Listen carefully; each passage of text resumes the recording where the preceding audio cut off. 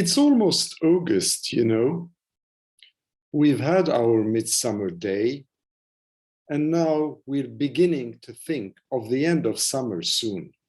We've had our floods, we've had our heat waves, we've had moments of joy and anticipation as much as moments of fear and frustration. So today I decided to take a short break from my YouTube episodes. And in order to do that, I wanted to bring all three themes that I've worked with, wrestled with, fought with, shared with you, bring them all together into a short episode as one way of creating a bridge between today and when I come back, hopefully refreshed and hopefully with new thoughts abundant. The first theme that I've spoken about quite a lot, in fact, it was the first theme that started my YouTube channel, was COVID-19. And of course, today, with the gradual but almost total easing of the lockdown, with the contradictions, the paradoxes, the fears as much as hopes associated with this easing of the lockdown, people now are talking about the pingdemics, about how often the apps are telling us that we need to self-isolate, about whether the double jabs that most of us, or some of us at least, have had are no guarantee that we're not going to have the Delta variant. What does that mean? The constant thought of new variants. We're already talking about one coming all the way from Colombia. We're talking about herd immunity. Has the government abandoned its policies now and opted once more for herd immunity? I don't know, really. It's confusing. Some people say that the policies are in shambles. Well, maybe they are, but we are facing a foe that is unpredictable, that is persistent, that is resilient, and that does not spare anyone rich or poor, even, dare I say, healthy or less healthy. So all I can do is to say that we should all be considerate of each other. When people start talking about the fact that they should not wear a face covering or a mask, or that they shouldn't do this anymore, or they shouldn't do that anymore because we cannot be dictated to, I think, well, maybe there is a kernel of truth in that. But think of others. Be considerate of others. We aren't really living on an island, even if we think we are, or even if geographically we are. And I just say, think of your neighbor, think of your loved ones, think of your relatives, think of your friends and colleagues, and then decide whether you want to be so dogmatic or whether you are willing to be flexible in your approach to this pandemic, a virus that mutates all the time and that does not give us enough breathing space for us to defend ourselves. And even if we do defend ourselves, the world is not only the United Kingdom, and a lot of people in other continents, in Asia, in Latin America, in Africa, are going through a hellish time. We should be considerate. Our aim should not only be one of, oh, can I go on my holiday? Or I want to do what I want to do because that is what it means to be British. And as we look at the year behind us now, from summer of last year to summer this year, might I basically quote to you James Thurber, an American novelist and a critic, just as food for thought. He said, "Let us not look back in anger, nor forward in fear, but around in awareness." Anger is a wasted emotion. Fear doesn't move us forward, but awareness, that is what we need. Now, moving forward from the first theme that started my YouTube channel, COVID-19 in the UK, to Nagorno-Karabakh and the war that was witnessed by many people between Azerbaijan and Armenians last year, and which ended with a kind of a ceasefire in early November of last year.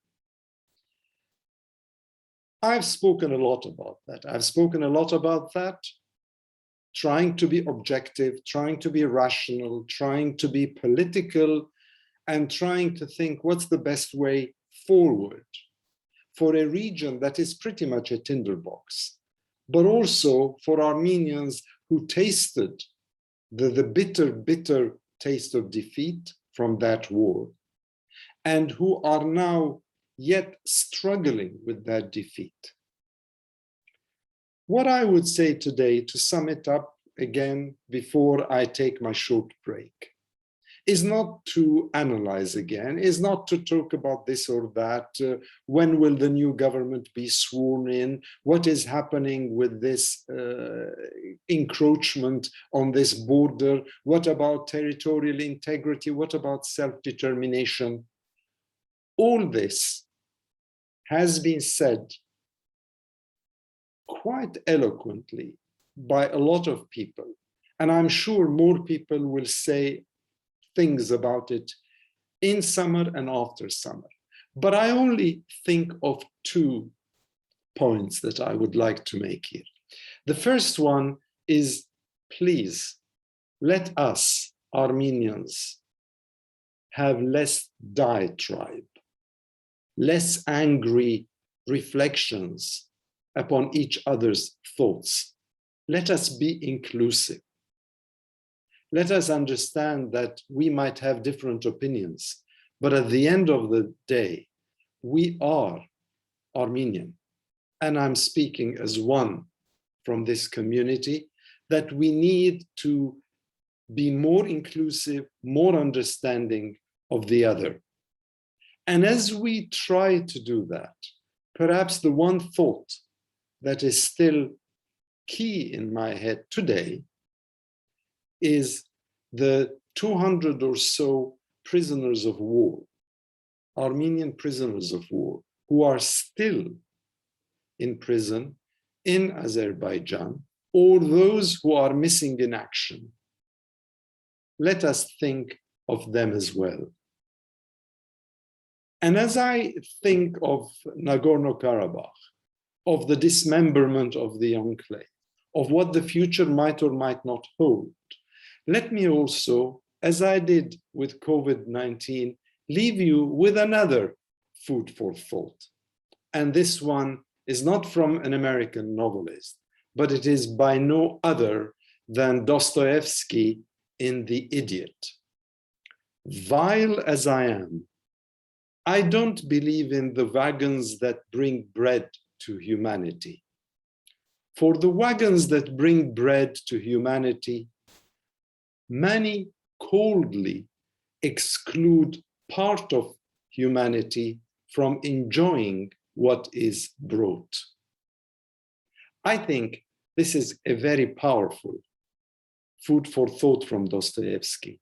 Please mull over it, dissect it, think of it, and see whether you agree with it or not, that the world cannot only be divided into the haves and the have-nots. And finally, the third theme that has been prominent in my YouTube episodes has, of course, been one that is so close to my heart, and one that pretty much helped me earn my political and negotiating skills, talents, experiences, call it what you will, during many, many years, starting with Israel, Palestine, and then spreading across the whole big region. And that, of course, the MENA and Gulf regions, Middle East, North Africa, and the Gulf. It's a huge neighborhood, and it's one that is fraught with uncertainties, with fears, with unpredictable consequences, with man against man. And I mean man with a small m, not with a capital M. But if I look around me, look at all the trouble spots, the hot zones, the conflict zones: Libya, Algeria, Morocco, Syria, Palestine, Yemen, Israel, Iraq, Lebanon, and others too. I've spoken about them. I've spoken about Libya, Algeria. I've spoken about Morocco, though not in the sense of this latest Pegasus spyware, but more in terms of the tensions with Mauritania. I've spoken about Syria. I've spoken abundantly about Palestine. I've even spoken about Jordan and some of the troubles, economic, that the kingdom has faced in the past year. Yemen, that lovely country that I keep talking about, which has been shaken to the core. Israel, apartheid par excellence in the 21st century. Iraq, of course, and Lebanon. And if I want to leave a thought for you on any of those countries, there are two that I pick up really for your thoughts, for your consideration, for your reflection, even dare I say, it's a Sunday today, for your prayers. One is Iraq. Iraq is a huge country. It's one of the cradles of civilization of the Arab world. It has a lot of oil wealth, but it is steeped so much in corruption and in proxy wars that at the moment, Iraq is almost a failed state.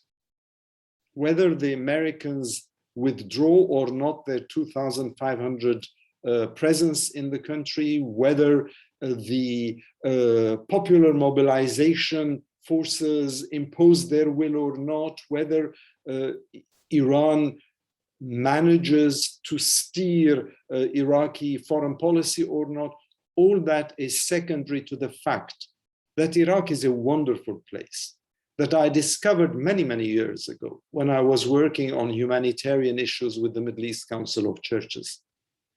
And I beg you to think of Iraq and the people of Iraq today, but equally so, and perhaps even more so, I beg you to think of Lebanon,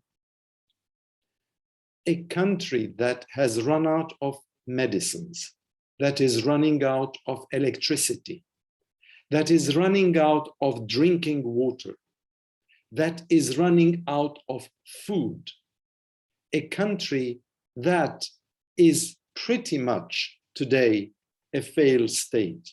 From the Paris and Switzerland of the Middle East to where it is today is mind-boggling. And it is not the fault of the ordinary Lebanese. They're an entrepreneurial, active, forward-looking people. They're wonderful. I know them just as I know some of the others across the whole neighborhood, from the Middle East to North Africa to the Gulf. But they are being squashed by corruption, by political ill will, and by an inability to know that this is a small parcel of land that is better shared along the lines of the rights and liabilities of every Lebanese citizen than by saying, I want to make sure I get my slice of the cake, and then I don't care what they do with the rest of the cake. So please, think of Iraq and Lebanon just as you think about this whole neighborhood. And for my third pause for thought, for my third food for thought in those three themes that have been dominant in my YouTube episodes, I leave you yet again, not with James Thurber, not with Dostoevsky, but this time with somebody I've worked on, I've studied at school in France, and that is Voltaire. Those who can make you believe absurdities can make or can be known with, no, I've got that wrong. Let me try it again. Those who can make you believe absurdities can make you commit atrocities. That's it, I've got it. I'll repeat it again. An apology for the mix-up. Those who can make you believe absurdities can make you commit atrocities. How very true when I look at this wonderful region. And just to finish off, to conclude, I'm not just going to say, have a nice summer. I'm going to actually, and it's a little bit long, and I know some of you will really enjoy it because there is something for everyone in there. I'm going to read, and I've got it on my screen here, it's too long for me to remember, a poem by Kate Tempest, which, if I'm not mistaken, she wrote in 2014, and it's called Hold Your Own. When time pulls lives apart, hold your own. When everything is fluid, and when nothing can be known with any certainty, hold your own. Hold it till you feel it there, as dark and dense and wet as earth, as vast and bright and sweet as air, when all there is knowing that you feel what you are feeling. Hold your own. Ask your hands to know the things they hold. I know the days are reeling past in such squealing blasts, but stop for breath and you will know it's yours, swaying like an open door when storms are coming. Hold. Time is an onslaught. Love is a mission. We work for vocation until in remission. We wish we'd had patience and given more time to our children. Feel each decision that you make. Make it, hold your own, hold your lovers, hold their hands, hold their breasts in your hands, like your hands were their bras. Hold their faces in your palms like a prayer. Hold them all night. Feel them hold back, but don't hold back. Hold your own. Every pain, every grievance, every stab of shame, every day spent with a demon in your brain giving cause, hold it. Know the wolves that hunt you. In time, they will be the dogs that bring your slippers. Love them right, and you will feel them kiss you when they come to bite. Hot snouts digging out your cuddles with their bloody muzzles. Hold. Nothing you can buy will ever make you more whole. This whole thing thrives on us feeling always incomplete. And it is why we will search for happiness in whatever thing it is we crave in the moment. And it is why we can never really find it there. It is why you will sit there with the lover that you fought for, in the car you sweated years to buy, wearing the ring you dreamed of all your life. And some part of you will still be unsure that this is what you really want. Stop craving, hold your own. But if you're satisfied with where you're at, with who you are, you won't need to buy new makeup or new outfits or new pots and pans to cook new exciting recipes for new exciting people, to make yourself feel like the new exciting person you think you're supposed to be. Happiness, the brand, is not happiness. We are smarter than they think we are. They take us all for idiots, but that's their problem. When we behave like idiots, it becomes our problem. So hold your own. Breathe deep on a freezing beach. Taste the salt of friendship. Notice the movement of a stranger. Hold your own and let it be catching. Friends, associates, colleagues, people I don't know and I've never heard of. I wish you a summer of peace, a summer where you will hold your own. Take care and all the best.